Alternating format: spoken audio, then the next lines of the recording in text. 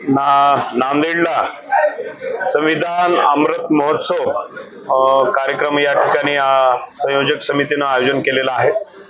आज आपण बघू शकता की भारताला या ठिकाणी 75 वर्ष डॉक्टर बाबासाहेब आंबेडकरांनी संविधान सादर करून होत आहे आणि अमृत महोत्सवी वर्ष साजरा करताना नांदेड येथील संयोजन समितीने या ठिकाणी निर्णय घेतला की 3 आणि 4 असे 2 दिवसाचा नांदेडला कार्यक्रम घ्यायचा आहे।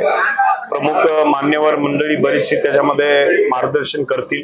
75 वर्ष झाल्यानंतर त्या संविधानाचं सिंहावलोकन या ठिकाणी होणार आहे। त्याच्यामध्ये बुद्धिजीवी वैचारिक लोकांचे विचार त्या ठिकाणी मांडण्यात येणार आहेत। त्यात प्रामुख्याने आमचे माजी न्यायाधीश कोळसे पाटील असतील, गोरक्षण आमचे लोखंडे साहेब असतील, असे प्रमुख मान्यवर 3 तारखेला येणार आहेत। 4 तारखेला एक कार्यक्रम, असे 2 दिवसीय कार्यक्रम संविधान अमृत महोत्सवचा नांदेड येथे होणार। नांदेड येथे 3 व 4 मार्चला संविधान अमृत महोत्सव हा 2 दिवसाचा कार्यक्रम नांदेडच्या सर्व संयोजन समितीने आम्ही घेण्याचं ठरवलेलं आहे। त्या निमित्तानं 2 दिवसाचे भरगच्च कार्यक्रम ठेवलेले आहेत। संविधानाला 75 वर्ष पूर्ण झाले आणि हे 75 वर्ष पूर्ण होत असताना संविधानाला किती खडतर प्रवास करावा लागला आजपर्यंत, आणि याच्या पुढे त्यांचं संविधानाचं भविष्य हे कसं आहे हे आपल्या सर्वांना या परिस्थितीवरून कळत असेल, आणि म्हणून संविधानाचा हा जागर इथे झाला पाहिजे। नांदेडवासियाला या माध्यमातून अनेक बुद्धिजीवी जे साहित्यिक मंडळी आहेत, लेखक मंडळी आहेत, त्यांचे विचार इथं सर्वांना ऐकता आले पाहिजे। त्याच निमित्तानं 4 तारखेला आंबेडकरी चळवळीच्या एक प्रसिद्ध गायिका कडूबाई खरात यांचं सुद्धा आपण या निमित्तानं संगीताचा कार्यक्रम ठेवलेला आहे। या सर्व कार्यक्रमाला उद्घाटक म्हणून आपल्या नांदेड जिल्ह्याचे लोकप्रिय खासदार प्राध्यापक रवींद्र चव्हाण साहेब आपल्याला लाभलेले आहेत, आणि आजचं विशेष म्हणजे या पत्रकार परिषदेला स्वतः खासदार साहेब उपस्थित आहेत।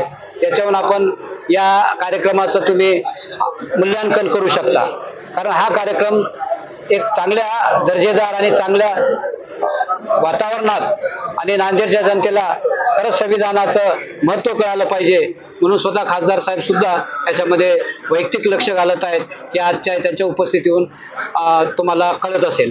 म्हणून मी या निमित्तानं खासदार साहेबांचे पण आभार मानतो की त्यांनी आपल्या बिझी शेड्यूलमधून वेळात वेळ काढून प्रेसला ते स्वतः उपस्थित राहिले, स्वतः संबोधित केलं, म्हणून त्यांचेही मी आभार मानतो। आणि संयोजन समितीचे आमचे स्वागताध्यक्ष राजेश भाऊ पावडे हे स्वतः पूर्ण वेळ देऊन, महेश देशमुख हे समितीचे अध्यक्ष आहेत। त्याच्यानंतर सहसंयोजक आमचे डॉक्टर गंगाधर सोनकांबळे साहेब, सत्यपाल सावंत साहेब, हे सर्व आमचे संयोजन समितीचे मंडळी अगदी तन मन धन लावून या कार्यक्रमाला यशस्वी करण्यासाठी ते सर्व सहकार्य करत आहेत। आपणही सर्वांनी या कार्यक्रमाला यथोचित प्रसिद्धीचं स्थान देऊन, आताच कोंडे वाटकर यांनी आमच्या बुद्धिस्ट बिहार फाउंडेशनचे ते अध्यक्ष आहेत, त्यांनी आवाहन केलं की हा नांदेड जिल्ह्याच्या स्तरावरचा नाही तर मराठवाडा आणि महाराष्ट्र प्रदेशवरही आपण पेजवर आपण याला प्रसिद्धी द्यावी आणि या कार्यक्रमाला आपण सहकार्य करावं, एवढे मी नम्र विनंती करतो। नमस्कार।